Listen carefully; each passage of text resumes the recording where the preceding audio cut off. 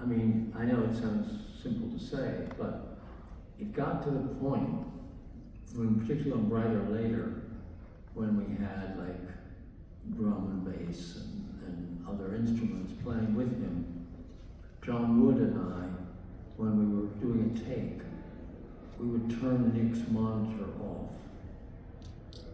We wouldn't hear the guitar and the voice, because it was, for a combination of reasons, we knew that Nick's track would be perfect. We had experience enough to know that he never made a mistake. He always sang on pitch. And also there was another aspect, which was that it was so seductive in a way to listen to him sing and play the guitar, that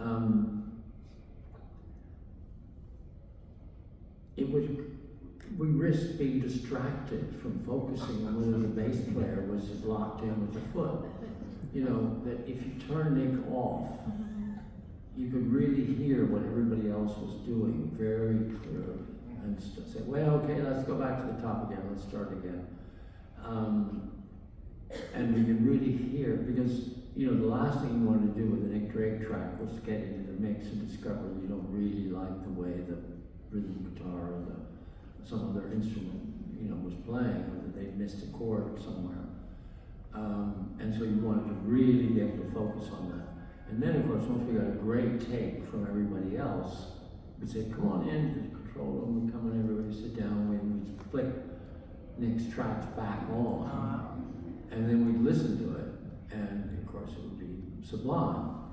And that's, I think, the most telling anecdote I can tell about Nick in the studio. I don't know, maybe this is too indulgent, but as a kind of, if we're going to finish here, maybe as an exit music, you could play that Riverman. One of the things that always intrigued me about Nick, years later, I talked to Nick about his taste in music, what he had in his collection, what he liked. He loved Django, he loved Miles Davis, he loved Dylan, you know, he loved Bert Chance, you know, but years later after he died, I started getting more into listening to music from other cultures, and one of the most intriguing artists was Joao Gilberto and Bossa Nova, and as characters, they're so similar in a way. You know, Joao, before he was famous, he used to play in bars, and if people talked too loud, you know, because he sang so quiet and he didn't really talk, just like Nick. And if people started chattering in the place, he used to get up and walk off stage. And he, you know, didn't wash his hair all the time, and he was kind of like a weird outlier.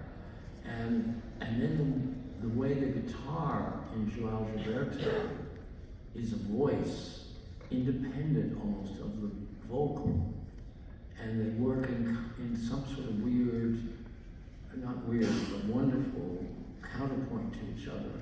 That I kept thinking, I wonder if Nick heard much Joao Gilberto. And I met some friend of his not too long ago who told me, yeah, Nick had a copy of one of Joao's records in his collection. So I never got the smoking gun of, yes, I love Joao Gilberto, but to me, it's there. And as we look, let's call a halt. This is it. Thank you so much, buddy. Thank you. But we'll go forward.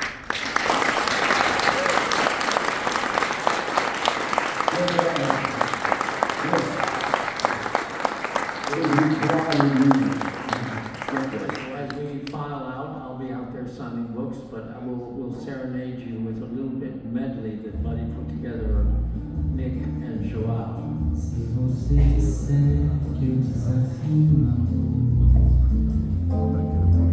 saiba que Yeah.